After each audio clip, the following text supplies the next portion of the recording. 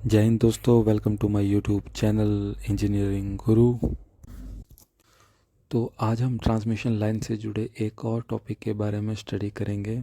आशा करता हूँ आपको भी मेरा प्रयास अच्छा लगे। तो आज का टॉपिक है शंट कंपनसेशन। आखिर यह शंट कंपनसेशन होता क्या है? मैक्सिमम टाइम क्या होता है, जो भी वर्ड होता है उसका मीनिंग उसके वर्ड पे ही छुपा होता है। शंट का मतलब पैरेलल और कंपनसेशन का मतलब किसी भी चीज़ में कोई इम्प्रूवमेंट करना। ट्रांसमिशन लाइन हो या फिर कोई इंडस्ट्रियल लोड, वो डिपेंड किस पर करता है? ओनली ऑन पावर फैक्टर पर। या तो पावर फैक्टर लीडिंग होगा, लैगिंग होगा या फिर रेजिस्टिव होगा। पावर फैक्टर को कंपनसेट करने के लिए हम जिस मेथड का यूज़ करेंगे उसको बोलेंगे शंट कंपनसेशन। जनरली इसको दो भागों में बांटा गया है। नंबर 1 शंट रिएक्टर मेथड और नंबर 2 शंट कैपेसिटर मेथड। तो सबसे पहले है शंट रिएक्टर मेथड। तो सबसे पहले आप इसके डायग्राम को समझेंगे, जिसमें वीएस है सेंडिंग वोल्टेज और सप्लाई दी गई है जनरेटिंग स्टेशन से, और आर प्लस जेड एक्स है, ये उसको हम बोलेंगे इम्पीडेंस। और एक्सएल जो है वो है शंट रिएक्टर है, और वी आर जो है रिसीविंग वोल्टेज है, उसको लोड के साथ कनेक्ट किया गया है। तो ये जनरली करता क्या है, जो सर्किट में लाइन कैपेसिटेंस होता है उसकी मात्रा को कम करने का काम करता है शंट रिएक्टर। जो कि लाइट लोड हो या नो लोड हो, जो उसमें इंक्रीजिंग वोल्टेज होगी उसको इम्प्रूव करने का काम भी यही करता है। या तो हम इसे सेंडिंग वोल्टेज पर की साइड लगाएंगे या तो रिसीविंग एंड वोल्टेज की साइड लगाएंगे। मेनली जो इसका यूज़ किया जाता है वो किया जाता है आपका EHV और UHV लाइन में यूज़ किया जाता होता है। EHV mean extra high voltage और UHV mean ultra high voltage line. और कई बार इंक्रीजिंग वोल्टेज की प्रॉब्लम शॉर्ट ओवरहेड लाइन पर भी आ जाती है।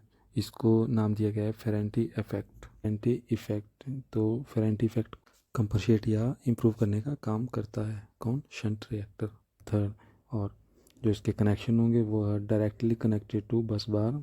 और यह मेनली काम क्या करेगा, जो आपका लीडिंग KVR होगा उसको एब्सॉर्ब करेगा और पावर फैक्टर को मेंटेन करके लैगिंग VR में देनी आउटपुट दे देगा। और जो इसका डिज़ाइन होता है वो जनरली एक ट्रांसफार्मर की तरह ही डिज़ाइन किया जाता है। और जो इसमें कूलिंग का काम करेगा वो आपका ऑयल इमर्स्ड ही कूलिंग का काम करेगा, जिसकी वजह से इसको अलग से नाम दिया गया है oil immerse magnetically reactor.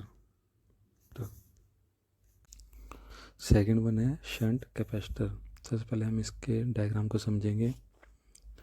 VS और VR तो हो गए सेंडिंग वोल्टेज और रिसीविंग एंड वोल्टेज, और जो V है वो हो गया जनरेटिंग स्टेशन वोल्टेज, और R प्लस जेड XI हो गया, वो हो गया हमारा इम्पीडेंस। और जो XC है उसको बोलेंगे हम शंट कैपेसिटर, जो कि लोड के पैरेलल में लगाया गया है।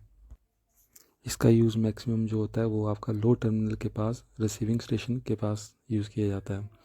और most of the induction motor load, industrial load या फर्नेस लोड में PF क्या होता है, कम हो जाता है, जिसको इम्प्रूव करने के लिए हम यूज़ करते हैं शंट कैपेसिटर मेथड का, जो कि क्या करेगा, हमारा लैगिंग पावर फैक्टर को लीडिंग पावर फैक्टर में चेंज करके आउटपुट दे देगा। यह कनेक्टेड टू बस बार होगा या तो फिर यह ट्रांसफार्मर की टेरिटरी वाइंडिंग के साथ जोड़ा जाएगा।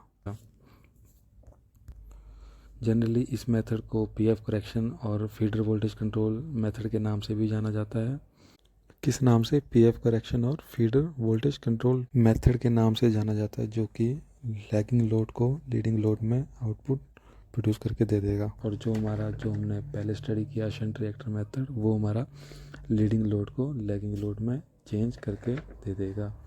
इन सिंपल वर्ड, एक लाइन में अगर इसका आंसर देना हो शंट रिएक्टर और शंट कैपेसिटर के बीच की मेन डिफरेंस, तो हम बोलेंगे जो शंट रिएक्टर मेथड होता है वो लीडिंग लोड को लैगिंग लोड में चेंज करके देगा, और जो शंट कैपेसिटर होगा वो हमारा लैगिंग लोड को लीडिंग लोड पे चेंज करके दे देगा।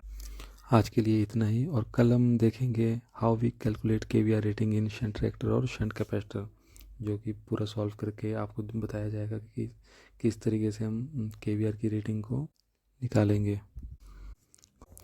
Hope you like my video and then please share and subscribe my channel engineer Guru.